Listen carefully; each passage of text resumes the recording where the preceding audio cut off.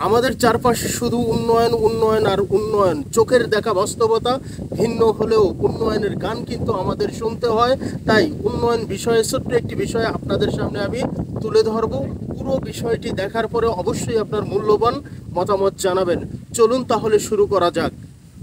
দিন গড়িয়ে সন্ধ্যা হয়, এভাবেই বছর যায়, বছর আবার নতুন করে আসে। মন্ত্রী এবং মেয়ররা হাসে, কারণ তাদেরও উন্নতি হয়। কিন্তু উন্নতি হয় না রাজধানী ঢাকার জলাবদ্ধতার। অথচ রাজধানীর দুই সিটি কর্পোরেশনের জলাবদ্ধতা নিরসনের জন্য গত 4 বছরে প্রায় 730 কোটি টাকা ব্যয় করা হয়েছে। 730 কোটি টাকা ব্যয় হয়েছে না ব্যয় দেখানো হয়েছে ভিন্ন বিষয়।